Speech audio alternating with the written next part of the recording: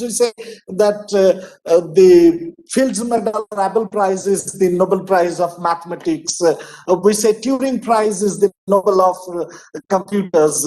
We say Pritzker is the Nobel of architecture. So Nobel has set a kind of Nobel Prize has set a kind of benchmark which the others are measured, and it is shown to the society how important it is. A brief anecdotal thing, it all started in 1808, probably, when one newspaper very wrongly reported that Nobel was dead. It was actually his who passed away, but the newspaper reported that the person who has become rich by inventing the ways to kill more people in a faster method, he has died. That was the reporting, and that shocked Nobel quite a lot, because Nobel later on mentioned that he did not want to be remembered as the merchant of death, and that is why he dedicated all his life's proceeds and fortunes to institute one prize that will be awarded to the people. He mentions in his will that to those who has done the best and the most for the benefit of the society and the humankind. And that's how the Nobel Prize came to be. But he made some very interesting choices, and in our exhibition we have shown a few of these things. One very important choice was, before that, scientists were normally awarded with different sort of titles. Even Isaac Newton was given the knighthood and called Sir Isaac Newton. But nowhere such a hefty sum of cash was given for any particular prize. Probably he did understand that with this, people can feel that this is important, and the people who are working towards these, that is also important. But there was another motive behind it. If you look at the amount of cash prize given in Nobel Prize, you will find out that it is almost equivalent to 20 years of professional salary of a scientist, probably. So it gives a kind of liberty that once you get it, you can freely work in your domain without caring for funding or any other thing. But even though later on, historically, we have seen not all the people have invested the Nobel Prize in their professional interests. There have been several other type of uses as well. But what has become very that because of this real bridge between science and scholarship and the society that has been formed, and that is why Nobel has become so important. We try to stress that out in our exhibition. And slowly, initially Nobel Prize was not that popular, because after Nobel's declaration of the will, all his family members, they thought that they will get some part of his earnings, which did not happen. And Nobel was a very lonely man. He was living a kind of recluse life, and that is why others also thought that they will have a part of it, but Nobel in his will did not allow that, and the executive to fight a number of cases to establish the Nobel Prize. And to make it popular, initially he had to take certain methods of bringing people into it. But now, slowly we have seen that no longer the cash prize is important, no longer any other thing exists now. It is the prestige, it is the tradition that has really honored the people, and that underscores the people who are associated with such. We will feel, I know that of that level are not very easy to explain to people in simpler terms. We will try our best, and I know Professor Mukherjee, there cannot be any better person than him, because he has directly worked into this field that has been awarded this time the Chemistry Nobel Prize. He has also worked with one of the Nobel laureates. So it's a huge privilege to have him with us. I think he will explain this to all of us how and why this prize is important. For other prizes also in our exhibition, very briefly, we have tried to explain what the complexity is and why the complexity in physics has been awarded this year, why the organic catalysis has become a very big field of study, why the touch and temperature ionic channels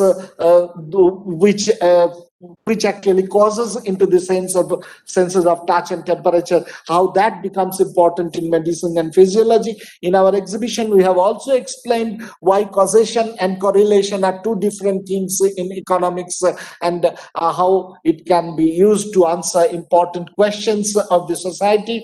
And while we go to the literature and piece, that the subtleties are more complex. So we have tried to exemplify the works that these people have done, and from there we try to interpret why it is important. I'll just sign off with a very small narration of what the peace laureates stood for. And one of the peace laureates have claimed this year, they fought with the authorities, the authoritarian governments everywhere to bolster the free praise, and he mentioned a few names who were slain by different sort of atrocious measures, and he said that I think that the Nobel Committee wanted to award them, but since they do not do it posthumously, they have chosen me instead. I think this gives the spirit of the Nobel Prize, irrespective of the color, creed, nationality, or anything else. Only the scholarship matters, and that sets the path for the civilization. These are the people who are the leaders of the civilization. And if you really want to know about them and their work, I think Visvesvaraya Industrial and Technological Museum is a place to begin with. You can come and see what they stood for. Thank you very much. Thank you, sir, for your very illustrative talk on the exhibition and its purpose. Now I take this opportunity to introduce to you all for about today's speaker to the participants. Dr. Shantanu Mukherjee, Associate Professor from Department of Organic Chemistry, Indian Science, Bangalore, obtained his BSc Chemistry Honors from Ramakrishna Mission Residential College, Rananpur in the year, and obtained MSc Chemistry from Indian Institute of Technology, Kanpur in 2002, after earning his PhD in 2006. Working with Professor A. Merxel at University, Germany, he worked from 2006 to 8 as postdoctoral fellow with Professor Benjamin List at Max Planck Institute, Germany, with Professor E. J. Corey at Harvard University,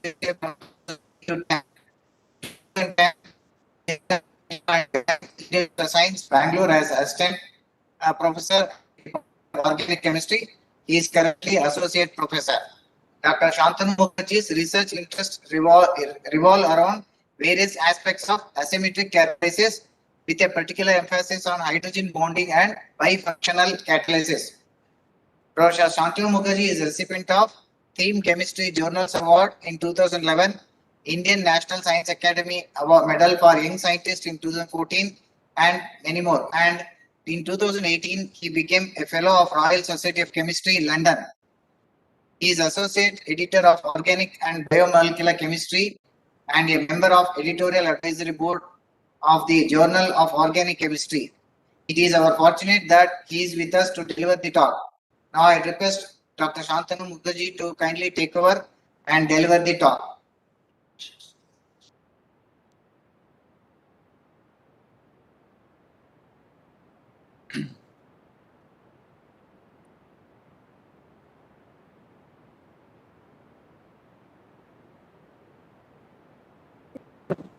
Am I audible? Okay. So first of all, let me begin by thanking the organizer, Archie, others for inviting me here. This is my first visit to VIT Museum, and I hope to come back with my family soon.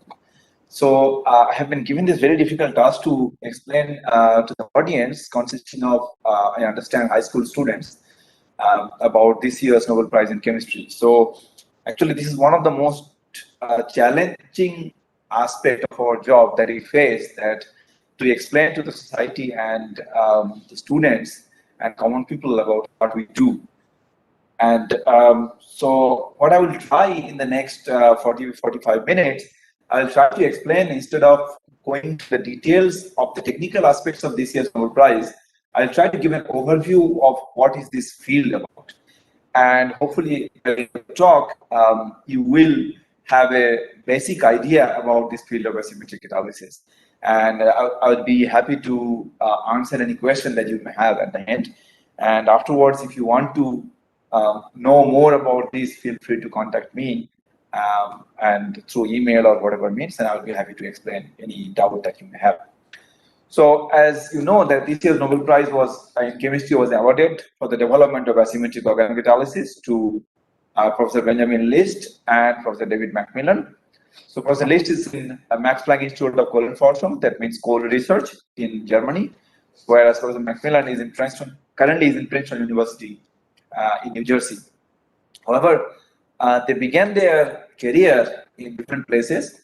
So Professor Lee started his independent career in Scripps Institute in California, whereas Macmillan was also in California at University of California, Berkeley. And they eventually moved to Germany to become the director of the Max Planck Institute, and then Macmillan moved initially to Caltech and then to Princeton, where he is currently a professor. So, of course, this field, let me just try to explain about what is organocatalysis, but to explain to the students what is organocatalysis, I may first have to explain what is catalysis. So, as you know that in a chemical reaction, even though the product can be more stable than the reactant itself, it does not follow a downhill pathway, and there is always a barrier of activation that needs to be overcome for the reactant to go to the product site, and we call this an activation energy barrier.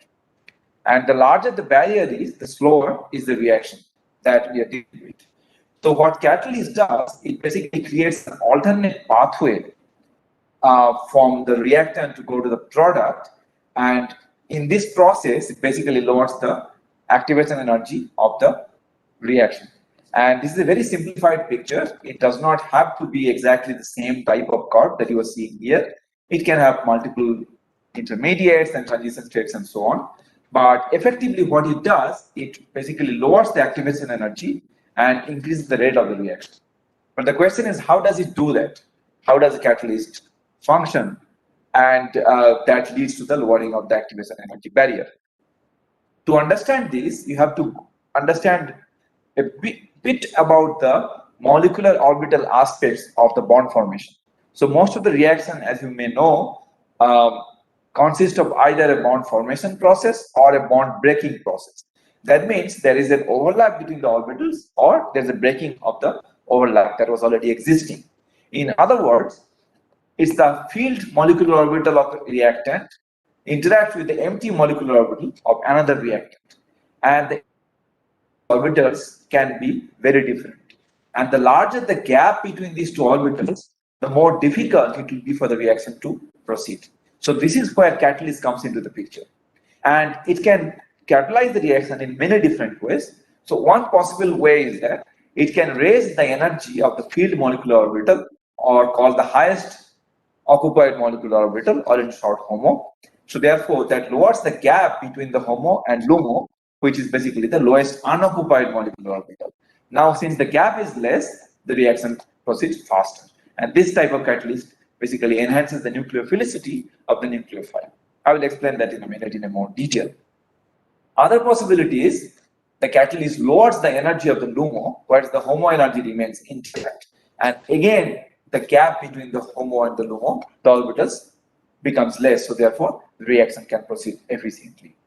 Let me give you an example. So I think many of you have studied the reactions of carbonyl compounds. You know that in an aldehyde, for example, this carbon is electrophilic. So therefore, a nucleophilic addition can take place to this carbon and can form the product. Now this nucleophile can, depending on the type of nucleophile, this dissociation equilibrium can lie either to the left side or to the right side. And for many not so acidic nucleophile like alcohols or even HCN, the equilibrium essentially lies towards the left side. So therefore, you do not have this activated nucleophile that I call Nu minus, and that is adding here. So what catalyst does, and of course in this process, is the highest occupied molecular energy of LUMO interacts with the lowest unoccupied molecular energy, or the empty orbital of this CO pi system.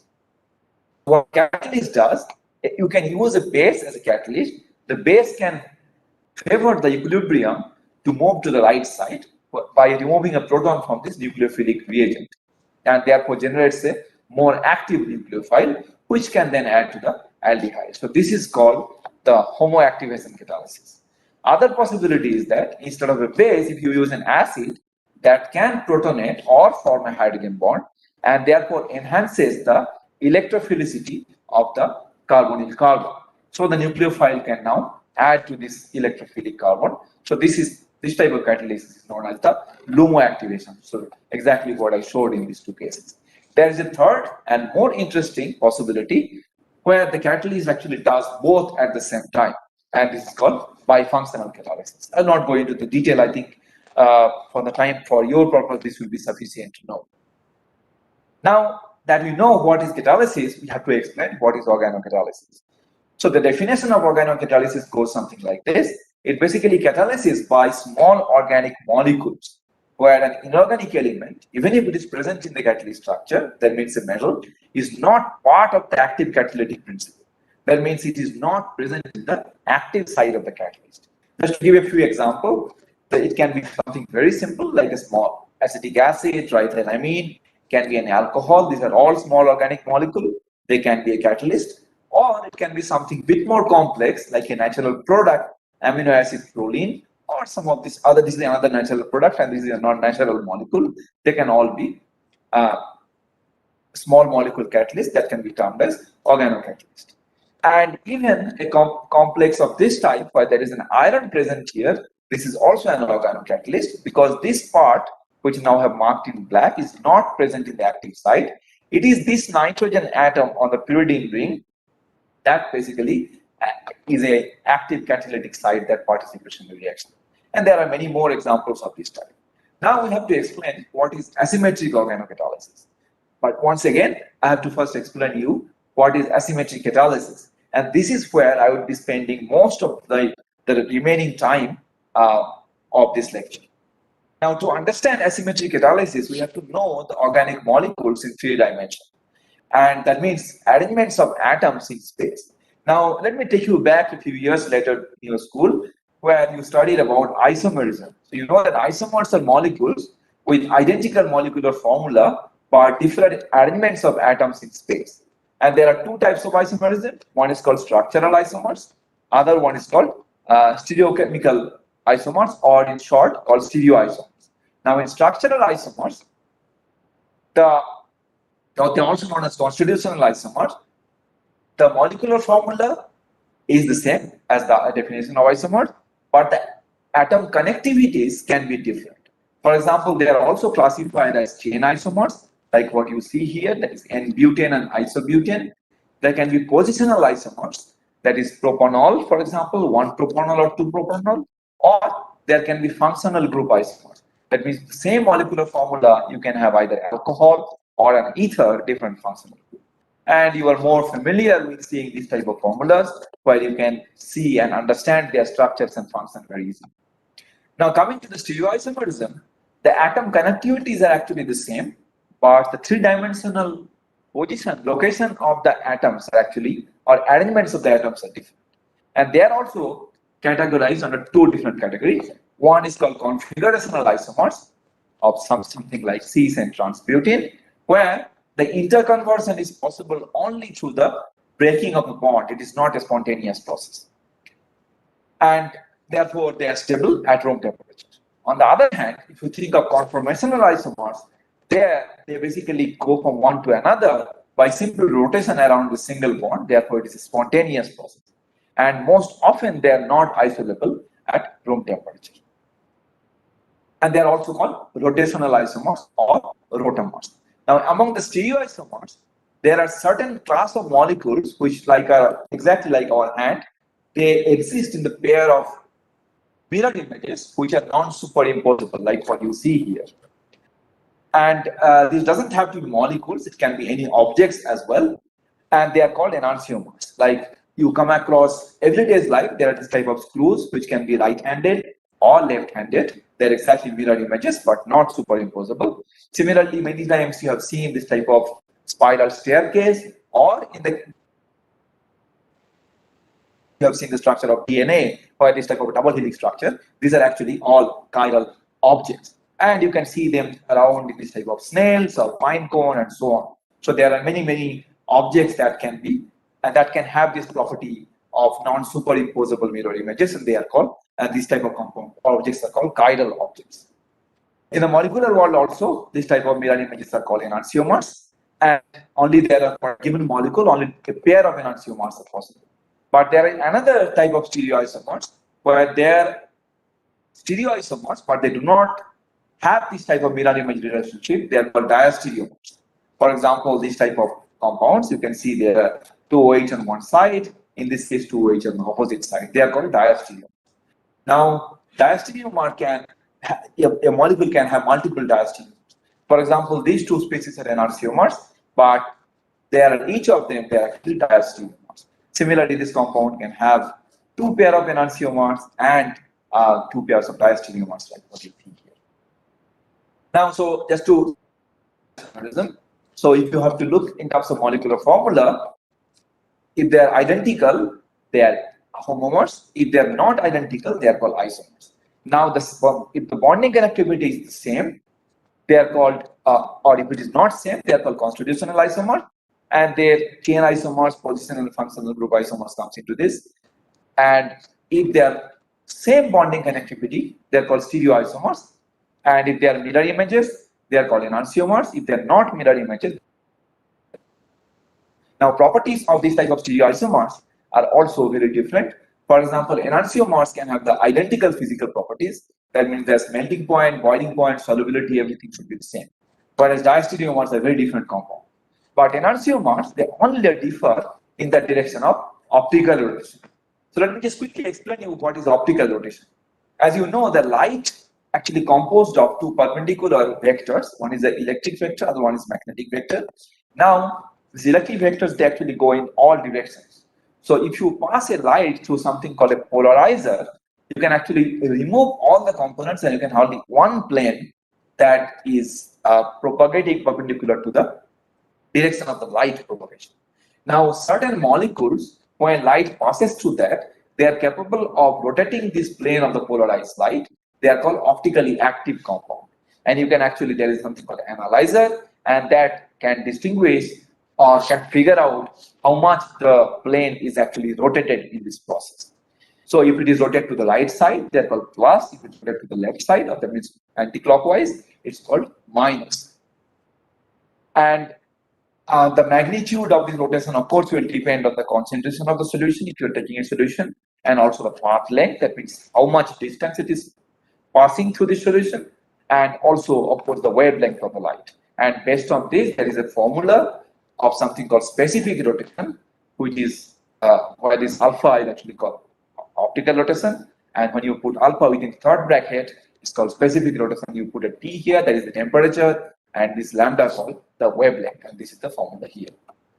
So let's not go into that much of the details for the time. Now, enantiomers, although their physical properties are the same, they actually behave differently when they come into contact with human. For example, if you think of this molecule called limonene, the two enantiomers, they actually smells different. R-limonene smells like oranges, whereas S-limonene smells like lemons. And there are many compounds of this type, like carbon. One smells like spearmint, other like caraway seeds. Now, why do they smell differently in our body? These are not actually physical properties when we talk about smell. These are our response of our olfactory organs to these molecules.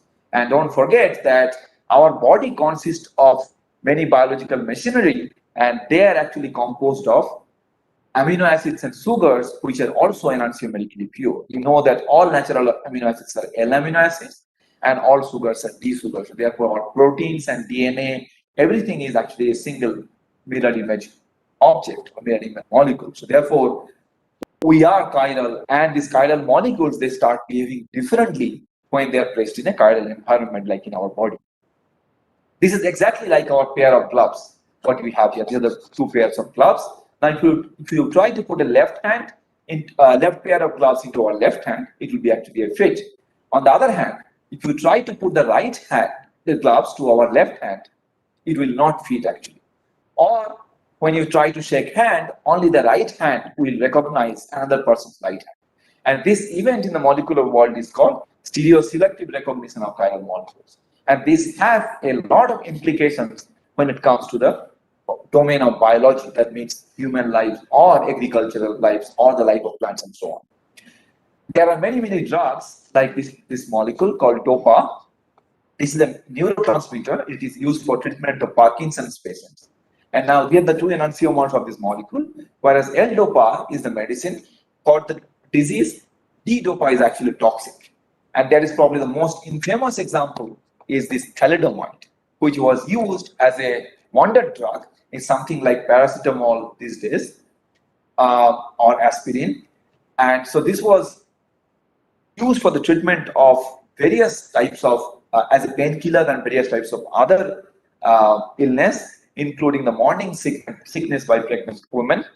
And whereas the R enantiomer is an effective sedative agent, the S enantiomer was found to be a toxic called teratogen. And that leads to a disease called phocomelia for those pregnant women who actually consume this one. So this basically shows that, and there are many, many more examples.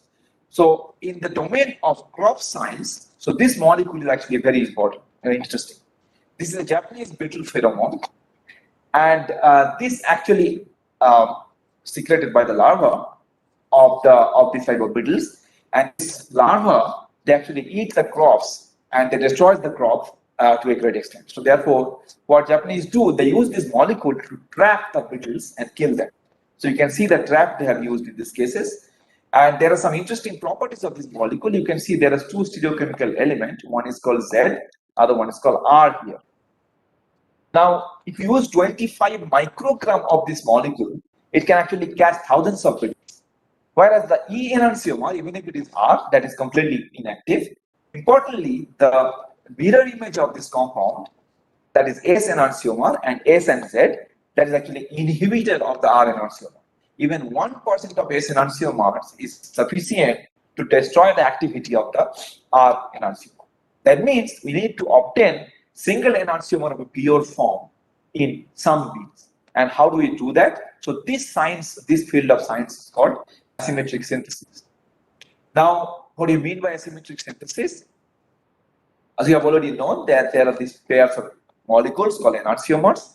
Now, if you think of a prochiral molecule, which is not chiral, its mirror image is not superimposable, like the aldehyde or a ketone having two different groups here. If you add a nucleophile, the reaction I have showed before, it can add either from the right side or from the left side. And these two molecules actually pair up enantiomers. And in the absence of any external influence, you will generate 1:1 mixture of these two enantiomers. On the other hand, in the presence of some influence, you should be able to drive the reaction in the favor of one of these two enantiomeric molecules, and this is what is called asymmetric synthesis. Now, we have to find out what is this external influence. But before we go to that, let's look at the energy diagram of these processes once again. So, as we discussed before, that nucleophilic addition to this carbonyl can happen from either right or left side. And these two transition states are nothing but enantiomeric. So therefore, you know that their physical properties are same, and so are the same are their energies. So therefore, the activation barrier for this process will be identical on both directions. So that means if you take a molecule of this type, which is a chiral, and you add a nucleophile, these two enantiomers are produced in exactly 1:1 ratio.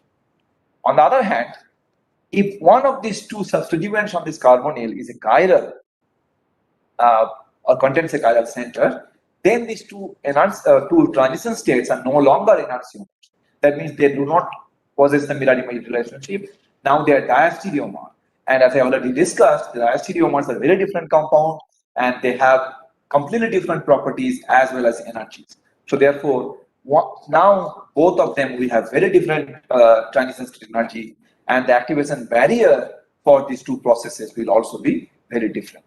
So therefore, you can get actually, now these products are not enantiomer, they are diastereomer because already have a enantiomeric chiral center here, but now one of them is produced in excess for the other one. Now, what is this external influence that is required for creating this type of energy barrier? That is the difference in energy barriers. There are 4 different ways this can be done. Using a chiral substrate, the example that I just showed, I will explain you once again. It can be chiral auxiliaries, reagents, and catalysts. So let us see one by one all these examples. So the reaction can be substrate directed. That means if you have a ketone with a chiral center next to that, then the subsequent reaction will take place, whichever takes place, will be influenced by the presence of the chiral center. That means the hydride will approach from the side opposite to the methyl group. It is not immediately visible here, but you will be able to see them in this model here. It is approaching from the side closer to the smaller group and not to the larger group here that you can see, or the medium group. Therefore, you get the different steric control. On the other hand, this type of reaction can also proceed to coordination control. This is an epoxidation reaction of this double bond, and there is a chiral center here. Now, the presence of the OH group actually forms a hydrogen bond and directs the power acid from the same phase as the OH. So, therefore, you get this product as the major one, where both OH and the epoxide resides on the same phase of the cyclohexane. So, this is called this type of reactions are controlled by the existing stereocenter. They are called diastereoselective reactions. And there are many applications of that. This is one of the prominent one, which is this molecule is called Tamiflu or the oseltamivir. This is a potent drug. It's one of the most effective drug for the H1N1 virus. So that's another pandemic the world faced before the COVID. And this, in fact, this Tamiflu is often given to the COVID patients who are in a critical state as well. And so these are also called chiral pool synthesis because you are starting from a molecule which is already chiral and that is available in nature. For example, this Tamiflu molecule is prepared from a natural product called shikimic acid, which is already containing 3 stereogenic centers or the chiral centers. Now, of course, there are limitations is that it requires stoichiometric amount of the chiral substrate, and when it comes to the natural resources, only one enantiomer is available. Other enantiomer is not available. Now, coming to the auxiliary directed stereo control. So, in this case, what is done typically when you try to do an enantioselective reaction, you convert the achiral substrate temporarily to a chiral compound by attaching a chiral species which is called auxiliary. And this is often prepared from naturally occurring substances like valine, in this case, amino acid. Now, this molecule, if you enolize it, it can form 2 different enolates, Z and E. Now, this isopropyl group actually controls the geometry of the enolate and it favors the formation of the Z enolate. Therefore, now the approach of the alkyl group can happen only from the side opposite to the isopropyl group, what you see in this case here, and that can lead to the formation of 1 diastereomer that you can see here. And now, this is forming as 99:1 ratio of the 2 diastereomers. And after cleaving of this auxiliary, you can recover and you can reuse them, and you have this product which is now formed this 99:1 ratio of the 2 enantiomers, or 98% enantiomeric excess as it is. Again, this is recoverable. This is better than substrate control, but there are still some limitations. It requires 2 additional steps for this reaction, and of course, stoichiometric amount of the auxiliary is required. Even a better method is using a chiral reagent. So this is an example of the chiral reducing agent. It's a modification of aluminum reagent, aluminum hydride reagent, and that can actually convert a prochiral ketone to one of the enantiomers of the alcohol with very high enantiomeric ratio. Now, this is called an enantioselective reaction because in this case, your starting material do not contain a chiral center, unlike the substrate or the auxiliary control. So therefore, these are called absolute stereo control. In the previous cases, they are the relative stereo control. But the problem again, this is the transition state of that. And the limitation, of course, in this case is that typically for a reaction, you use more than one equivalent of the reagent. Like in this case, 3 equivalents of the reagent is used. And of course, reagent you cannot recover. And therefore, it is highly atom inefficient because you are effectively taking a hydride from this large reagent and you are transferring to the substrate, and the rest of the reagent is wasted in this process.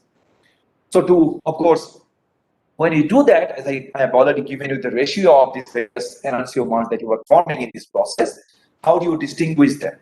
And I already given these examples which taste differently or smell differently. That means you can use your nose or tongue to check them, but all the compounds do not have this smell or taste. And more importantly, in the lab, we are not allowed to smell or taste any compound because they can be toxic or even poisonous.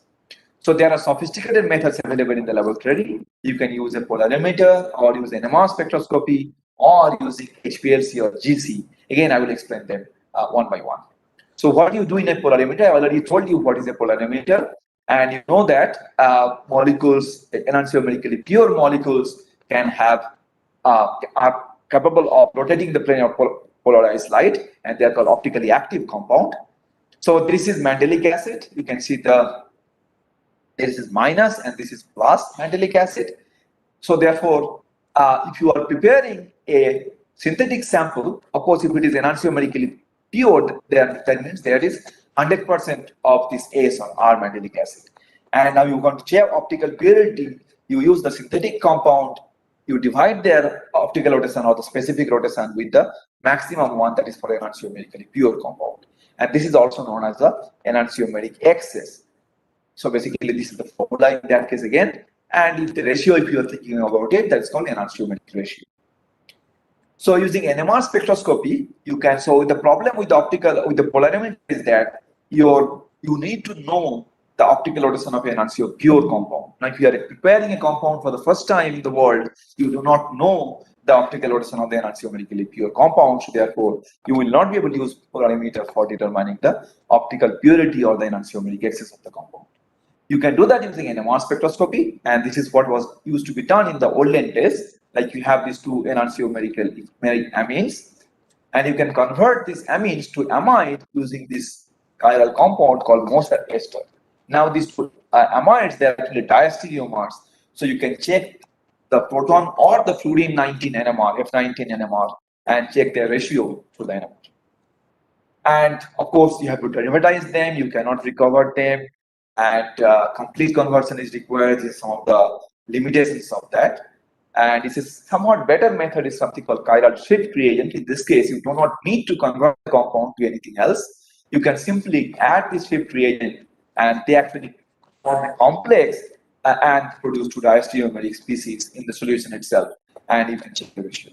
Now, the problem in this case, or in the chiral solvating agent, where again the formation of the complex are happening, that you will not be able to recover the analyte, and large amount of compound is required. So a more sophisticated method is using called HPLC, called high performance liquid chromatography. So this is the schematic diagram of this, how it functions, and I will not go into the detail, but what I can simply tell you is that there are these columns which contain some chiral stationary phase, and when the analyte is moved to this column, it forms a diastereomeric complex. So therefore, they move differently in this process. And this is what the chromatogram looks like. This is for a racemic compound. You can see the ratio is 50-50 here almost. And this is for another analyte synthetic one. You can see the ratio is about 99.6:0.4. So this is how you determine it. Gas chromatography is something very similar. So instead of moving the liquid through the column, and this column looks different, it's a much longer column, and you use a gas, and this is the substance that is the column is packed with. And again, it's the same procedure, and again you can see that there are the two enantiomers and almost 1:1 ratio. And now this is another synthetic sample, and this is having only one peak. The other peak is not visible here. So that means the enantiomeric ratio is more than 99.5:0.5.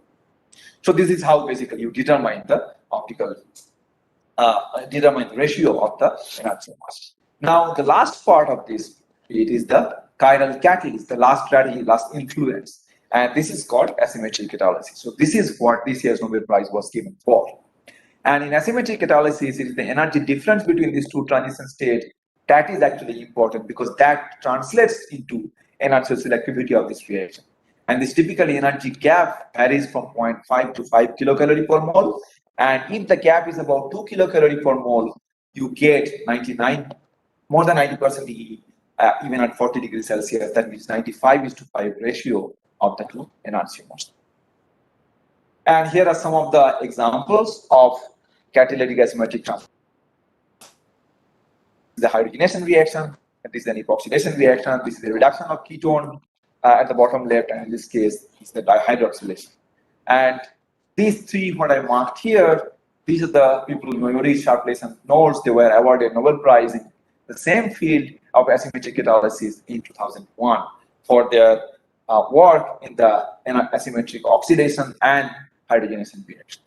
Now the question is, now that we know all about asymmetric catalysis and catalysis, we can discuss about what is asymmetric organocatalysis. Now asymmetric organocatalysis is basically asymmetric catalysis with small enantiopure organic molecules, like some of the examples that we have seen previously, but do not get the impression that they have to contain amine in all these cases. There can be many other type of species like alcohols, acids, or phosphorus, or some and so on. Now the question you may ask, like, there was one Nobel Prize given in asymmetric catalysis in 2001, so why another Nobel Prize was being given this year?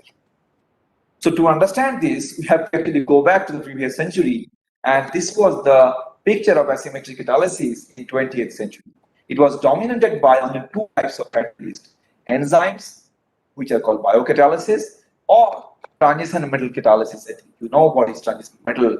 This part of this element in a periodic table, they are called transition metals. So much so that in 1996, in this famous book published by Casey Nicolau and Lorentzen, they defined asymmetric catalysis as in asymmetric reactions, a small amount of an enantiomerically pure catalyst, either an enzyme or a synthetic soluble transition metal complex is used in small quantities to produce large quantities of a product from a starting material, which can be chiral or achiral. They are not talking about small organic molecules. They are talking about only enzymes or transition metals. This, despite the knowledge that the small molecule can catalyze a reaction since 1960s, there was reported. In fact, asymmetric catalysis using small molecule was also reported before. This is one of the successful examples where they use this quinidine, which is a naturally occurring substance, for doing this type of formal 2+2 cyclohydration reaction with very high energy selectivity. Now, what Benjamin List and Macmillan they have done in 2000, at one thing you might have noted that they are born at the same year as well. They are the same age. In 2000, they developed two reactions independently. What List they did an reaction using protein molecule, and this reaction is producing the product with 98:2 ratio of the two enantiomers. Whereas Macmillan has done a real solid reaction once again with very similar type of catalyst, and that also produced the product with 97:3 ratio of the two enantiomers. Now, the first time also Macmillan used the term organocatalyst or organocatalysis in this way. The term was coined, although the catalyst in an organic transformation was known for a very long time. So what this did in 2000 that it not only created this aldol product with very high energy selectivity, but it also generalized in terms of mechanism that you can actually introduce any electrophile at the alpha position of an aldehyde ketone using this strategy. And you can have either a pi-type electrophile of this type, or you can do a nuclear substitution reaction. Similarly, this Whereas catalysis, which Macmillan developed, they showed that formation of iminium can activate electrophilic activation of this of this substrate through a low mole warring activation. I must tell that the Enantiomers is actually LUMO activation at the beginning. So in this is the LUMO activation that is taking place, and through this type of model showed that strategy can be a general strategy for the cyclization as well as conjugate addition of various types of one-state dipoles or other type of dynophiles, as well as that conjugate addition is possible. So effectively, both of them actually opened up a very general field where many people actually contributed. And Carlos Barbos, who passed away a few years ago, he was another pioneer in this field. Of analysis. There are many who contributed in this field. And overall, and you can see this is the growth of the field that took place in the next 5 to 6 years. This axis, number of publications that appeared over the next 5 to 6 years. Now, starting from almost 0 to 500 in 2007. And 2 books were already published by in 2005 and 2007 on this topic. And there are many other fields that were developed. It's not confined to analysis. I'm not going into the details of all these other fields as well, but I can tell that there are many other fields and contributed to this field, and this field is emerging. And one of the great aspects of this is that they are compatible with many other modes of substrate activation, and that basically opens up literally limitless possibilities and reaction discoveries that we are seeing these days. Now, one question that why organocatalysis? So what normally catalysis or biocatalysis? Now with enzymes, easily understandable because enzymes you have to extract them from the nature. Only one enantiomer of the enzyme is available, the other one is not available. As you know, enzymes are most often quite specific to a particular class of substrate. You cannot generalize them. There are many problems. But the transition metal catalysis is an extremely powerful tool, and that can do almost any types of reaction that you can think of. Now, what organocatalysis is different from this in a way, many ways. Like many transition metals, except very few like copper and iron, many of them they're actually toxic, and they're extremely toxic to the human body. So therefore, if you are trying to make a drug, you cannot use the transition metals impurities to be present in those molecules, otherwise you cannot consume them. So on the other hand, these small molecule catalysts, some of them can be naturally occurring from acid, protein, and so on, which are edible and are not toxic at all. On the other hand, there are also isolated, which is not true for some of the transition metal complexes. And they are operationally simple. Many transition metal complexes are very sensitive to air and moisture, and you need a special apparatus for handling reactions. Whereas if you're using a naturally occurring molecule, which are obviously simple and they are not to air and moisture, and you can do the reaction in almost an open process condition. And they are, of course, much inexpensive compared to the transition metals. Therefore, they're easily portable. And they are, I already mentioned, they are compatible with various types of catalysts. And sustainable. These transition metals, as you know, dimensional is universe, this world actually. And at some point, they are going to be exhausted. And you cannot create those elements. While small molecules you can synthesize in the laboratory as long as you want. So these are some of the advantages of using organocatalysis in these problems. Now there are many applications as well. It may not be as much transition, but it is emerging. So this is the more is marketed by Merck, and this is produced using an organocatalytic reaction. And this is industrial scale they produce it, and this compound is already marketed. So the model was taken some about 10 days ago, And these are the number of publications and the size that has happened since 2000. You can see this field has expanded over the time, and these bars that you see this going down does not mean that field is going down. It's just that instead of using the term organocatalysis, the field has diversified so much, people are using those specific terms like enamel catalysis or acid catalysis or hydrogen bonding catalysis. Just like in the tungsten metal domain, people instead of telling a tungsten metal catalyzed reaction, aluminum catalyzed reaction, or copper catalyzed reaction.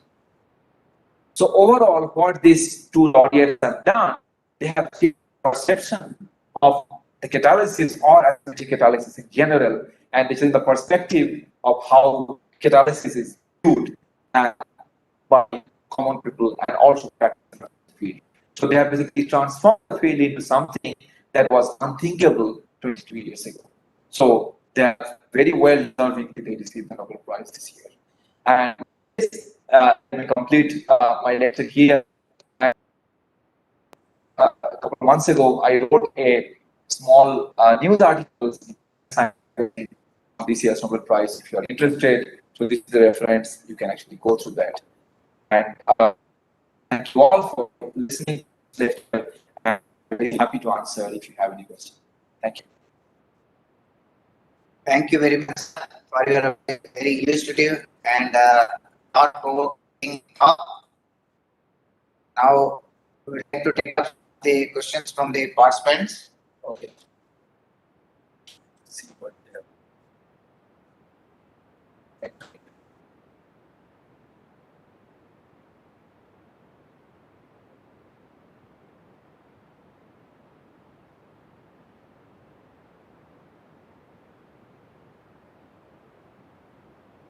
Oh, no. This movie, not specific. So if the plane of the polarized light, that is rotating in the presence of the molecules. So I mentioned only the chiral molecules are capable of rotating the polarized light. If it is a chiral molecule like water or ethanol or chloroform or zinc, will not rotate the polarized light. It is only the chiral molecule that will rotate the polarized light. About molecular spectroscopy, sometimes to get that.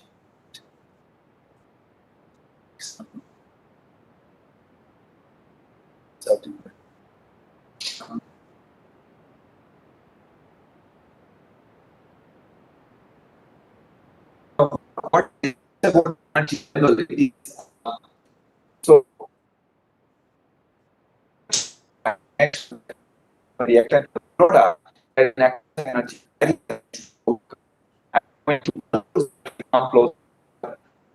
interact in an attractive manner or in a repulsive manner. There are many other factors also involved. You are familiar with some of that. You bring a more than one object to a single entity, the entire system goes down. So that also contributes there.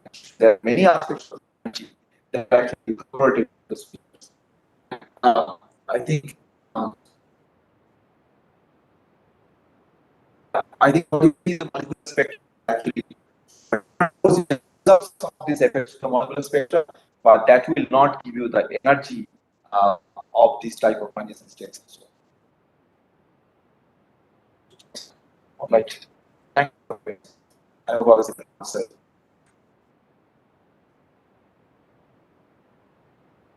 So that there are no more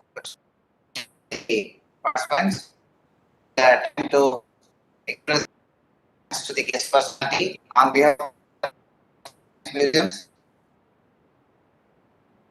and Dr. Shantaji, Associate Professor, Department of Chemistry, very valuable time to deliver the talk by his schedule. Thank you very much, sir.